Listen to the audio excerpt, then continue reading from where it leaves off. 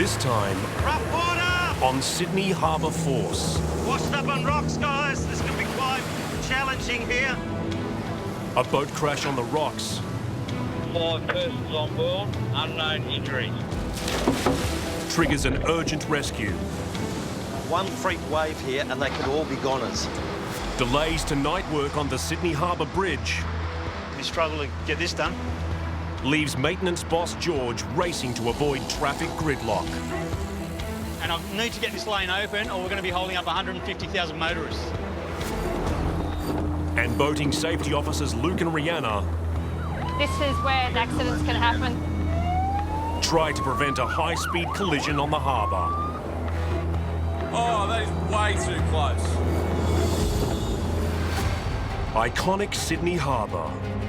It's one of the biggest and busiest waterways on the planet. You need to move through, please. But behind the beauty lies a beast. Being on the water is a dangerous place.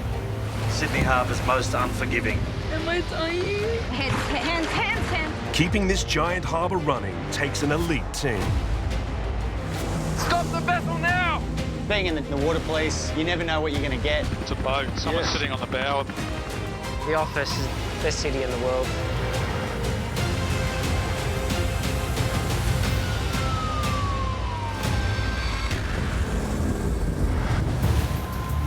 This is rescue base, urgent. We have a vessel washed under the rocks at Middle Head.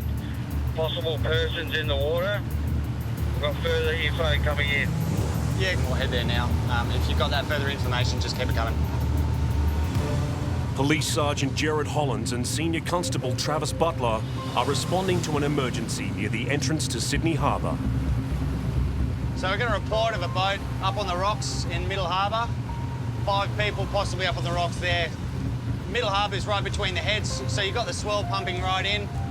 It's got a lot of rocks and it can get quite shallow, so it's dangerous for boats to be in that area. Do you want me to get anything ready? Lines? Water police 32, this is rescue base. Yeah, rescue base is 32. Yeah, confirmed details on that vessel. It's a hire vessel, confirmed on the rocks, 5 persons on board, unknown injuries. Yeah, copy the last. Can you advise when on scene and give us further information, please? Yeah, copy, I'll keep you updated.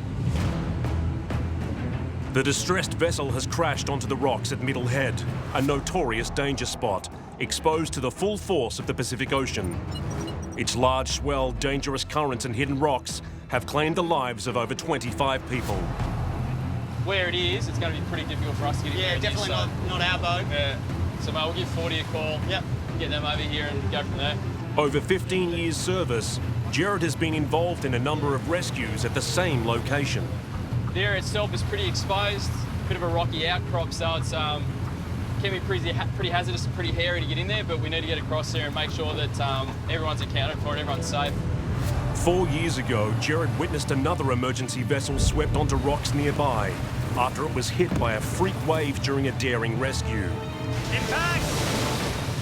Luckily, no one was injured.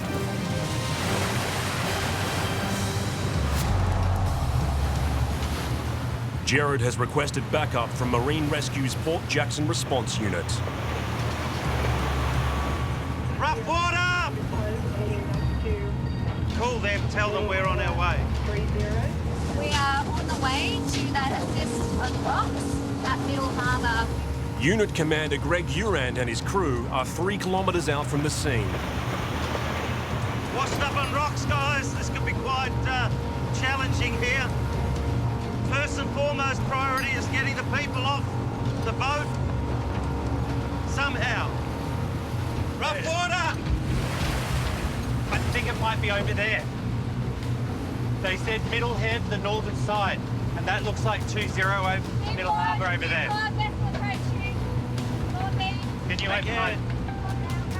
Yeah, that's them over there. Okay, we're on it. Watch it! As Marine Rescue race to the scene, water police officers Gerard and Travis spot the hire boat on the rocks. Mate, Yeah, there, I'm on the boat. Yeah. Yeah, you got it? Yeah, I just want to watch my wash coming in, mate. I don't want to swap them. Pretty high up on the rocks. Is that water police? Yeah. Put our lights on. Yeah, they're on.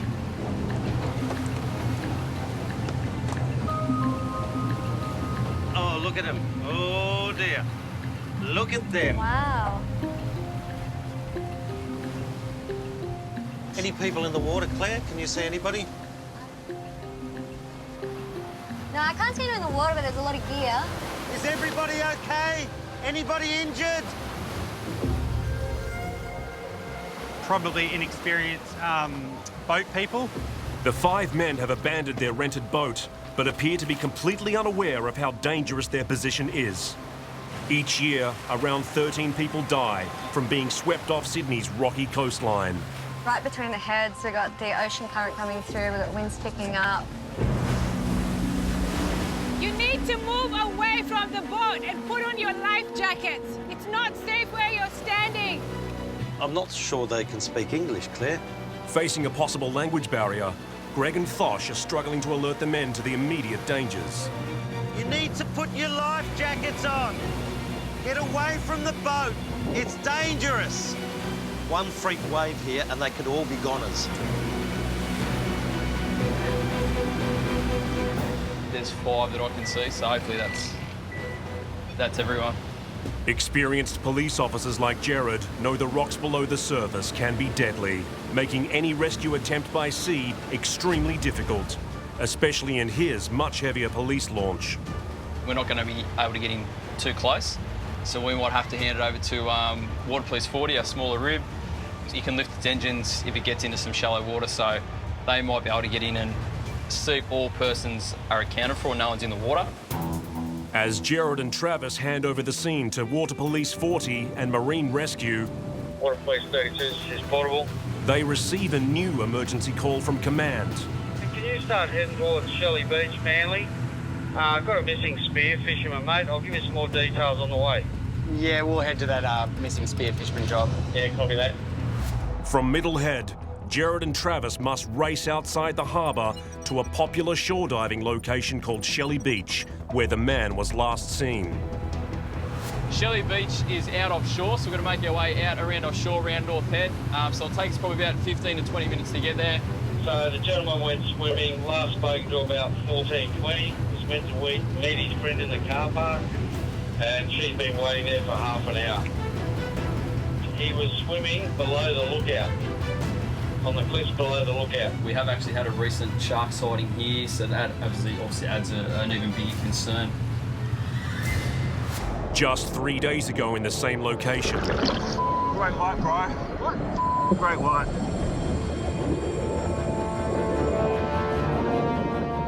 another spear fisherman had this encounter with a 2.5 metre great white shark. We're not 100% sure of what the situation is. We're still trying to work out exactly what the story is, but with fading light and with the recent shark sightings, and this is the time they normally feed, we need to get around there as quick as we can and try and locate him.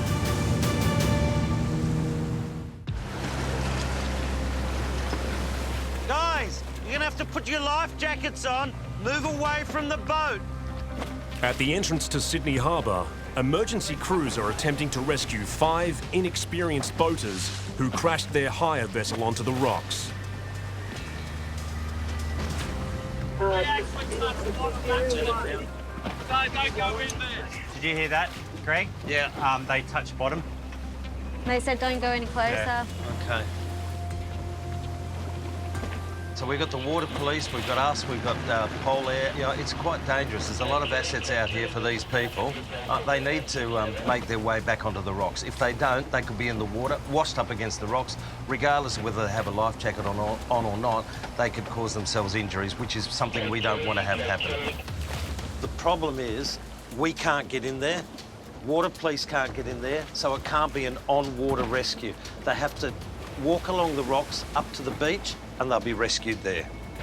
Guys, we can't get in any closer. You're gonna have to walk along the rocks to the beach down there. Our depth right now is 4.5 metres. Watch our depth. That's the only thing you need to do. If it goes to 1 metre, Okay. I need you to yell at me and say 1 metre. Daylight is running out fast and so is the tide. The water line has already dropped a metre exposing a jagged underbelly of rocks beneath the surface. Guys, we can't get in any closer. It's too dangerous. You're gonna have to walk up the rocks and make your way to the beach along that way. You got it?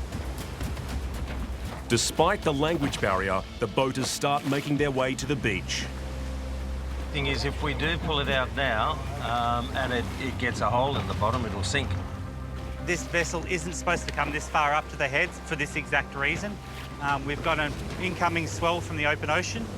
Now we've got to work out how we get the vessel back to the owners. No, it's wedged on rocks. So, let me give you a call back. Okay, cheers. I've just spoken to Daniel, who's the owner. He's seen a video of it. He's concerned that the tide's going out, so that means it's probably going to wedge completely in there. He's asked us to tow it out under the belief that it might scratch or put a hole in the hull. But if we put a hole in the hull, it's going to sink. Yeah, and you can see that wind picking up where, you know, it's moving us. I don't know if we're going to be able to get it out from behind those rocks, especially with the tide going out. The next high tide window is not until tomorrow morning, which means Greg has just 20 minutes of daylight to hatch a salvage plan.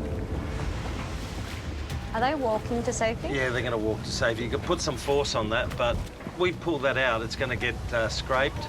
On top of that, we're going to need someone there to actually attach it. At the moment, they're all walking off to safety. We won't have that. I'm not risking this vessel or the people's lives on this vessel to go and rescue that boat. Being on the water is a dangerous place. Sydney Harbour's most unforgiving.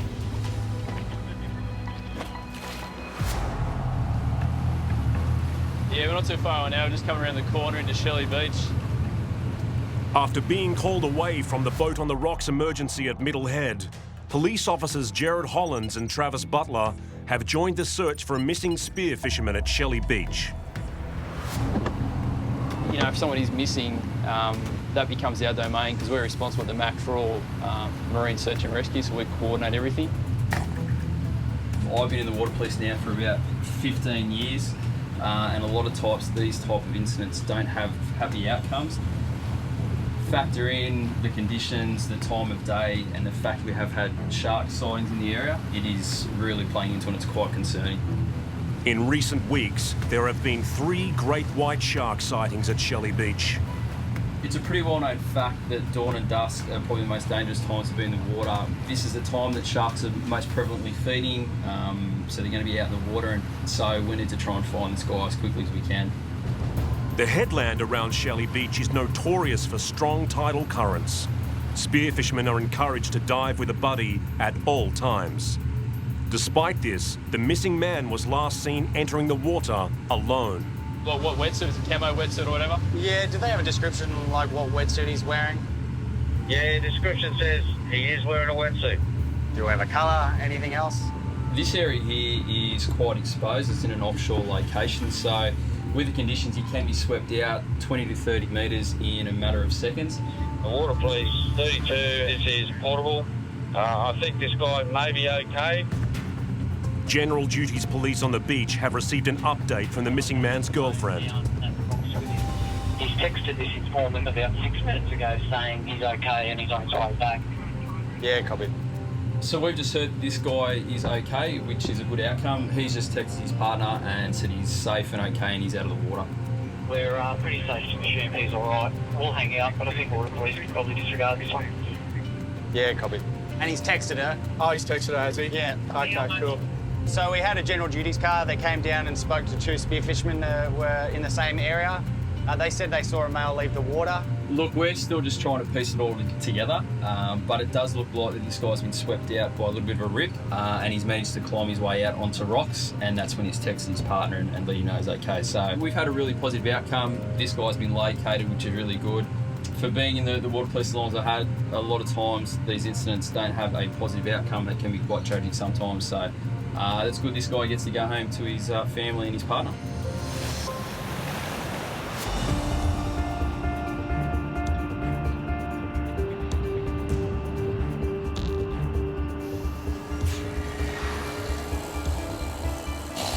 Boys are really getting stuck into it now.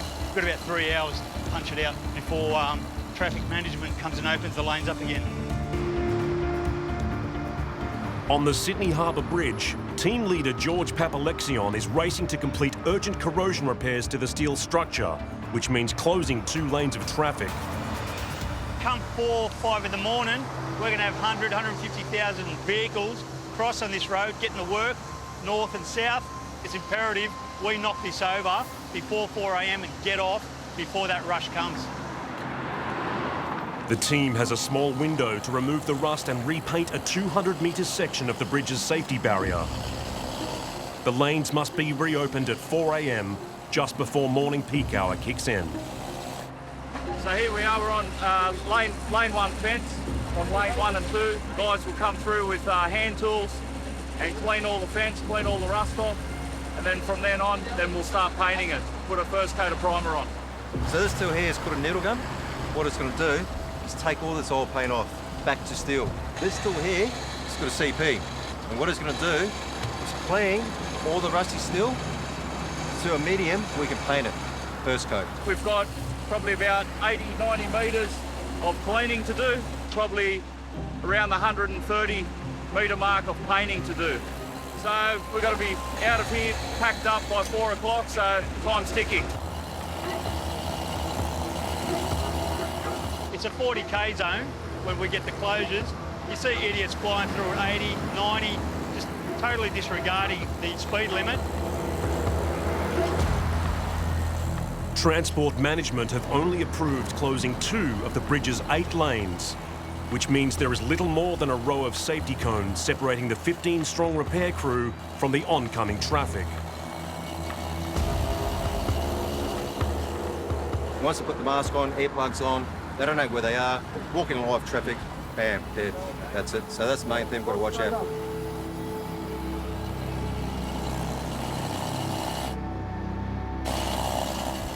Sometimes you're not thinking, you can easily just drift out in the lane 2, and it's a matter of millimetres where your life gets clipped by oncoming traffic, you know what I mean? It took 272,000 litres to paint the world's largest steel arch bridge when it was first built back in 1932. But after 90 years of exposure from extreme harbour weather, the landmark's #1 enemy is corrosion. The paint degrades over a period of time due to weathering. Things like sunlight, hot weather, salt in the air from the ocean breeze. All these factors play a part in degrading the paint over time.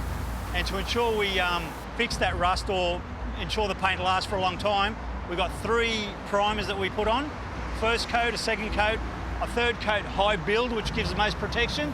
And finally, we put a top coat, which is Harbour Bridge grey, and that gives it its nice grey look. Painting the Harbour Bridge with its trademarked colour every 15 years ensures its long-term structural integrity. Hey George, there's a problem with Jeff's spray gun. But with just 1 hour until the lanes are reopened to traffic, there's a fault with their high-pressure paint sprayer. I don't think the compressor can keep up. I don't know if somebody knows, but is the compressor up full bore? Are you not getting the pressure you need right now? It's fluctuating, is it? Yeah, the user's going to go down. Up and down. Can't keep up. I'll just go and see if it's at full pressure. The airflow from the compressor to the spray gun has dropped and is now far too low to finish the job. This thing running at max, Juno? Hey? Is this thing running at max? Yeah, 120. This will leave the final coat of paint too thin to protect the steel safety barrier. It's a large industrial spray machine run by a huge compressor, and it's capable of pumping out a huge amount of paint per second. But the way we're going at the moment, we're really struggling for time, and I don't think we're going to be able to get the job done before they open the lanes up. There's no way I'm going to be able to get another spray machine up here at this point in time, and I need to get this lane open, or we're going to be holding up 150,000 motorists.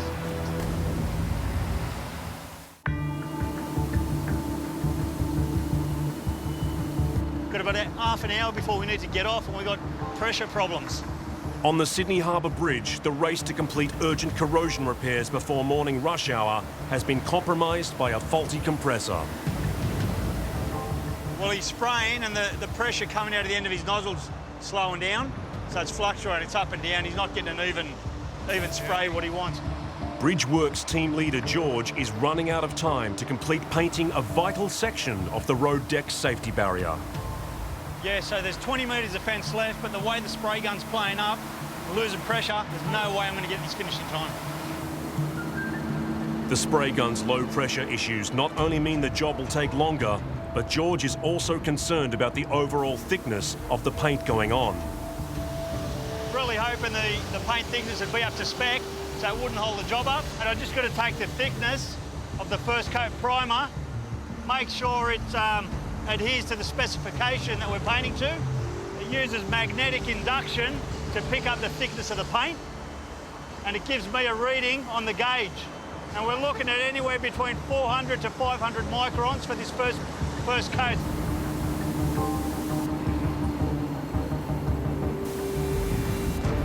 So that's way too low, it's not acceptable. But we've got a small window of opportunity to get this paint on. If we don't apply the paint on as per specification, it'll fail way too early. We don't want to be coming back and putting it on in a couple of years when the paint should be here for a good 10 to 15. Cutting it fine now, Jim. It's not working for me. Got to be off in 10. You struggle to get this done. Bridge painting and blasting supervisor Jim Manos has arrived to check on George and the crew's progress. Maybe we have to swap compressors tomorrow. Yeah.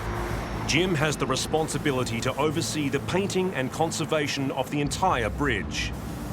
He needs to make the most of only a small handful of road closures a year.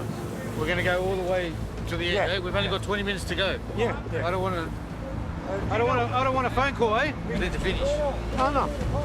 Time to stop, pack up for the night.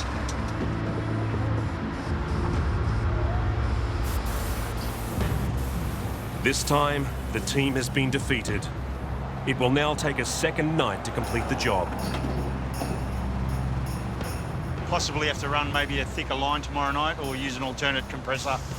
Just make sure we've got a constant flow. Yeah, we have to be off the bridge by 4 o'clock so they can open up for the traffic today and back again tomorrow. This job doesn't get done by itself. We've got to do it as a team. We've got to work together, it won't happen.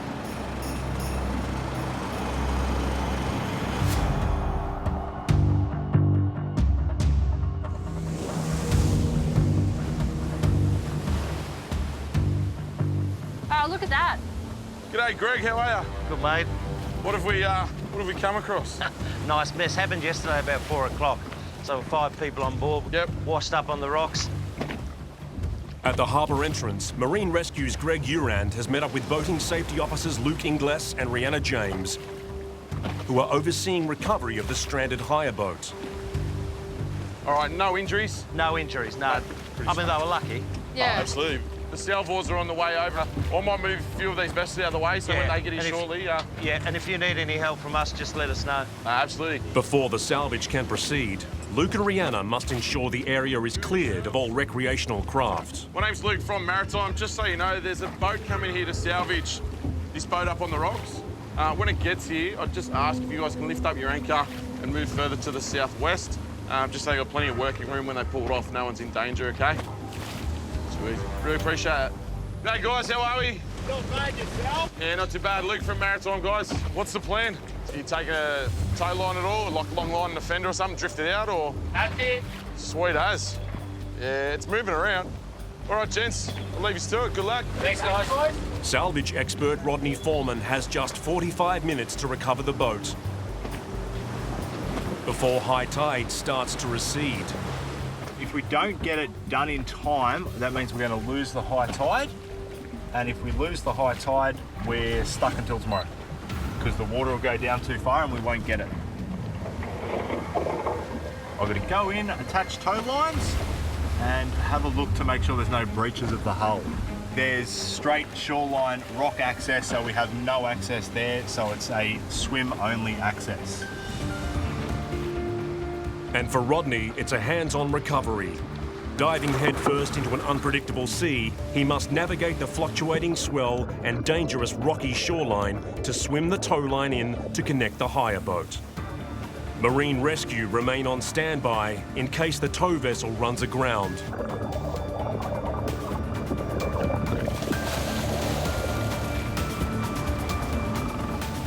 We're not a salvage organisation, but there are dangers here that we can't see. There are low-lying rocks. That boat's wedged in between two other rocks.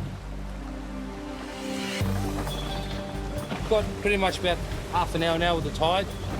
So we've got to try and work with the tide before it gets too low. Otherwise we can't get close enough to it. Are you kidding? The bloody tow line is stuck. I can't get it off. Rodney's tow line has become caught up on the jagged rocks.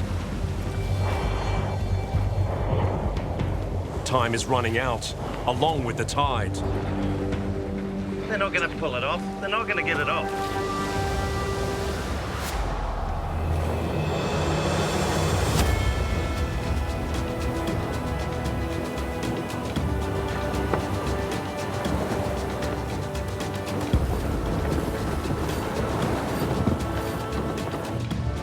Yeah, all understood. Heading up. 1 kilometre away, Luke and Rihanna have been reassigned from the hire boat Salvage to help enforce a rolling exclusion zone around one of the harbour's most spectacular yacht races. The Soulless Big Boat Challenge. Halani, Maritime 06 off your stern. No, can you just reduce your wash, please, sir? It's quite excessive. I know you're trying to keep up with the fleet, but if you could reduce wash, that'd be much appreciated. 6 of the world's biggest and fastest maxi yachts, costing up to $20 million each, are travelling up to 70 kilometres per hour in close proximity to other harbour traffic. Sir, you need to move through, please! Luke and Rihanna must ensure hundreds of spectator craft, ferries and other recreational vessels are all kept at a safe distance. A collision at high speeds would result in significant injury or death. Yeah, the biggest worry for Maritime today is obviously small boats around big cruisers, a lot of wash, vessels manoeuvring amongst each other to try and get that best shot of the race. Our job's to try and keep them out of the way. Obviously, it's a working harbour. You've got shipping movements. You've got boats everywhere recreationally. Yeah, it can be quite chaotic. We're about quarter into the race. We've only just rounded the top mark, so they're sweeping down the eastern side now. Now we've just got to start clearing their path now, so any spectator craft, we've got to try and get them out of the way now. I'll keep a lookout. This is where things and accidents can happen.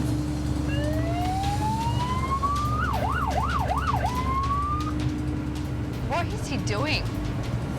Luke has spotted a kite surfer who has come off his board in the middle of the race exclusion zone and is now in a direct path of the maxi yachts 400 metres away. You hooked on?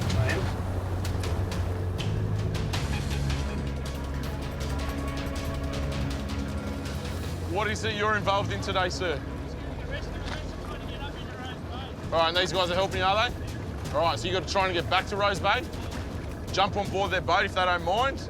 Secure your thing, get out of here, please. Not the day for it, sir.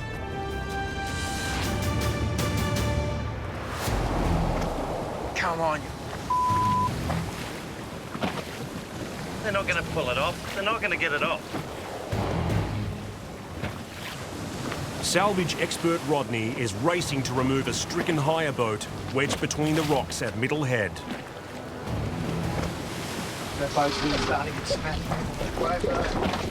Rodney has just 20 minutes until the tide drops and becomes too low to attempt to dislodge the vessel today. The wind started to pick up yesterday. The winds are coming in later tonight. And in this area, it is known for big howling winds. The forecast for wild weather at the harbour entrance would see this $15,000 vessel smashed to pieces. Sydney Harbour, beautiful harbour to most people, but dangerous as anything if you get caught in the wrong location with the wrong wind and the wrong weather. Have a look, mate. Yes. No breaches. Now the tide is turning, the waves are already starting to push the boat further onto the rocks. But this could also create an opportunity for Rodney. We've got a tow line on. Tow line is secured. I'm just getting to my angle that will give me the best retrieval. Basically, we're waiting for a wave to come past, because a wave will help us. If he mistimes the wave, he could snap the tow line or tear the bottom out of the vessel.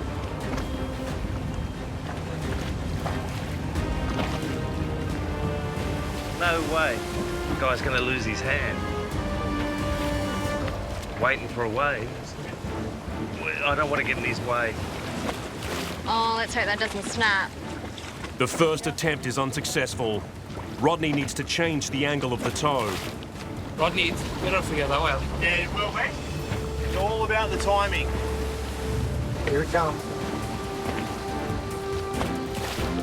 One more swell, we've got it. One more swell. Here she comes. Here she comes, Rodney. That's it. We're out, mate.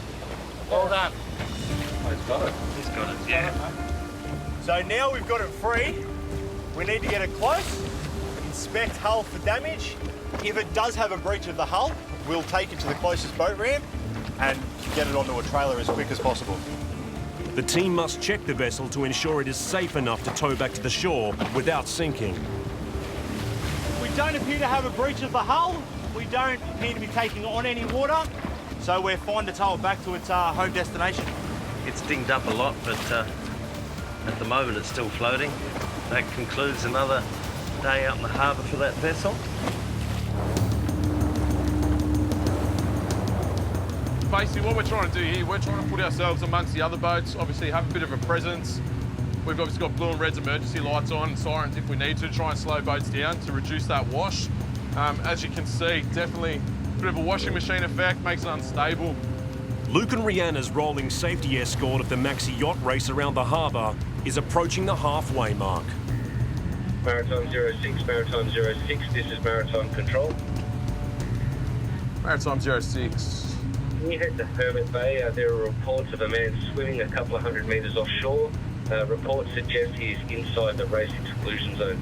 Yeah, Maritime Control, Maritime 06, copy all, person swimming possibly in the exclusion zone at Hermit Bay. We'll head there now. Maritime 06 out.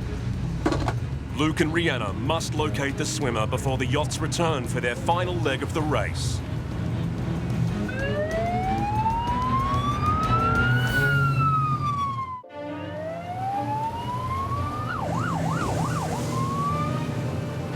So we just got a call over the radio. There's a swimmer possibly in the racing line over at Hermit Bay, which is just around the corner here. So we'll head there now and get him out of the way before the big boats come back down the harbour. Luke and Rihanna have broken away from their escort duties to rescue a man swimming inside the race exclusion area. Is that him?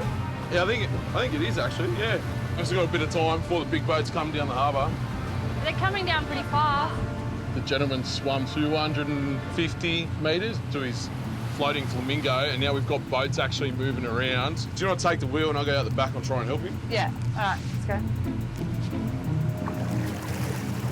The man has risked his life to swim through the busy harbour traffic, attempting to rescue his inflatable pink flamingo.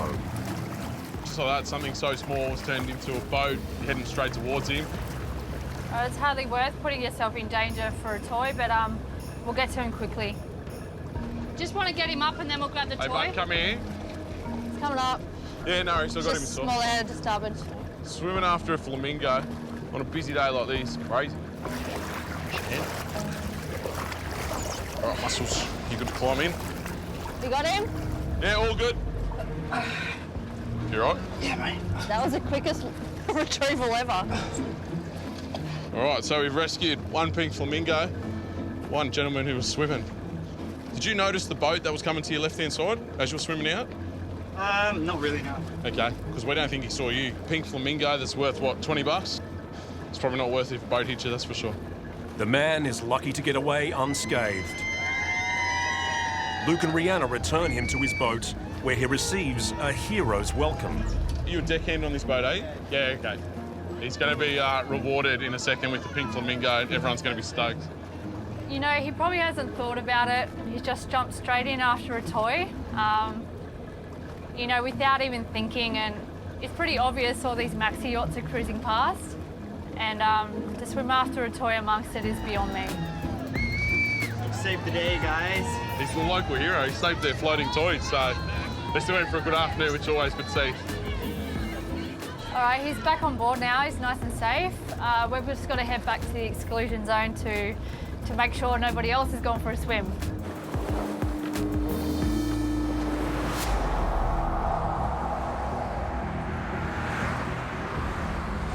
G'day, James. How are you, mate? It's Jim from the Harbour Bridge. Hey, mate. How are you? Good, thanks, buddy. Having failed to complete corrosion repairs the night before, George and Jim are waiting on a green light from Transport Management to authorise another 10 p.m. closure of 2 northbound lanes.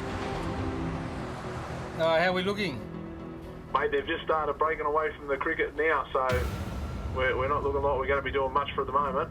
Mate, they've got nearly 40,000 out leaving now.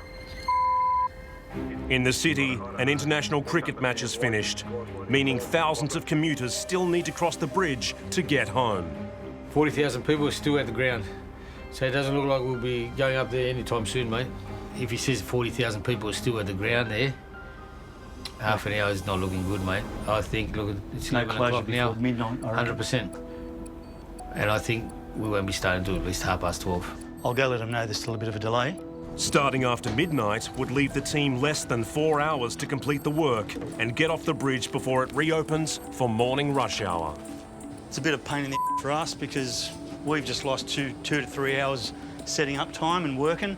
So the less time we've got, that's less paint that goes on the bridge. Boys, we just got off the phone to the Traffic Management Centre.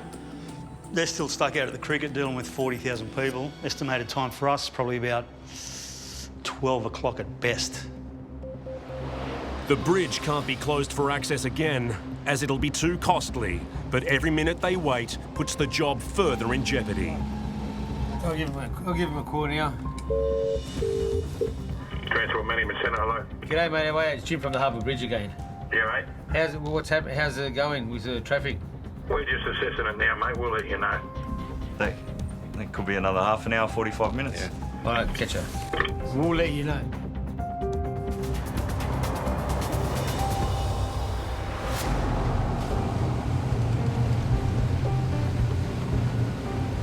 We're just at Hermit Bay now. There's like a 60-foot cruiser up on the rocks. It's been a long and busy shift for Luke and Rihanna, but it's still not over. Is it high and dry on the rocks? Its stern's pretty stuck from what I can see. The forecasted wild and windy weather has broken an 18-metre luxury cruiser from its mooring. Skipper! Just the two of you? And no injuries? Okay. The owner wants to have his $2 million cruiser towed off the rocks, but Luke and Ree are concerned about moving the vessel in the dark and blustery conditions. We've got probably 15 knot southerly blowing at the moment, and it's in a mooring area. Now, put all that aside, the vessel's on the rocks. Now, it could be punctured through the hull, could be taken on water. Without visual assessment, it is not safe to take that boat off or just drive it off. As he said, it's not like a tinny or small runabout. It's a 60-foot cruiser. I'm not too sure how you've made a visual assessment of the hull, being night time, but I dare say that's something you should probably look at first thing tomorrow before you actually start her up and take her out. You're not going to have any steerage, are you? You're not going to have propulsion for one. If your props and prop shafts are damaged. So we need to start thinking about this bit properly, not just, oh, when it floats, we'll drive it off. I'd very going to doubtfully say you're going to get it off by driving it. You know, if he was a good boater in the first place, he wouldn't have ended up there, so nothing was done right. That's why these things kind of happen. So I don't trust in his ability to make the best judgment, so. Luke convinces the owner to wait until daylight, when a proper inspection of the vessel can be carried out. I'll get a boating officer up here first thing tomorrow, but I'll text you through his number later. You can get in contact with him. Thank you very much. You take care. It was best thing to leave it there tonight and stay put and deal with it in the morning when the conditions are right. tide's going out, so he's going to be held up for a little bit. Hopefully he stays there tonight. The wind dies down first thing tomorrow. With any luck, he can possibly even put some goggles on, go have a look underneath his boat to make sure it's just the rudders that are damaged, and we can go from there.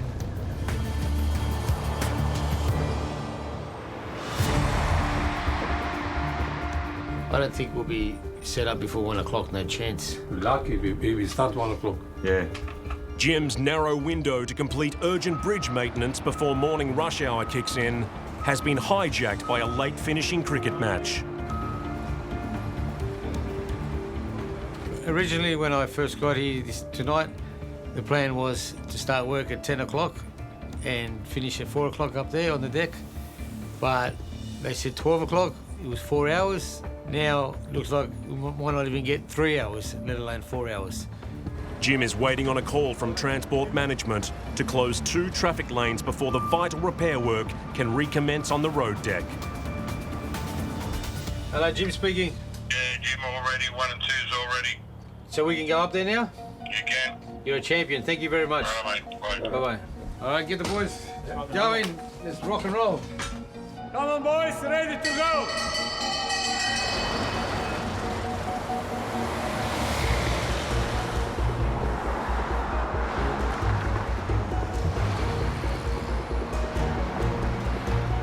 Just making sure this thickness is good before he comes down and puts a coat on this.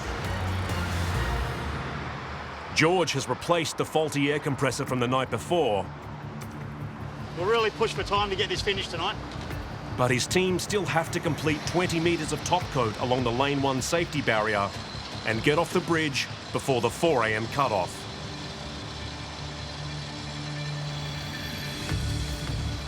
We've got 20 minutes to go before we get off the deck, eh? So with a small window of opportunity we got tonight because of the late closure, really hoping the paint thickness would be up to spec so it wouldn't hold the job up, and the boys haven't let me down. Spot on. So top coat all the way. Beautiful.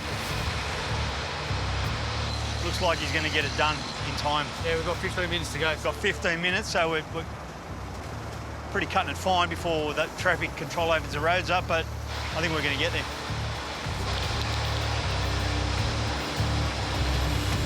Got to be off in 10. We got there in the end, a couple of minutes to spare. Another day, another 160,000 odd cars. Yeah. Very happy with what we've achieved tonight, considering the time frame we had with a late start because of the cricket. Only up here for 3 hours, 3.5 hours. The boys done exceptionally well. G'day, mate. It's Jim Manos from the Sydney Harbour Bridge. Just ringing up to inform you we're done with Lane 1, mate. Lane 1 and 2. Done in Lane 1 and 2. Thank you. Thank you. Have a good night. Bye, mate. Well, the last time this was painted was before I started, and that was 15 years ago. So it'll probably be another 15 before we see another coat of this go on. And it's a beautiful Sydney Harbour Bridge grey finish. Look at that.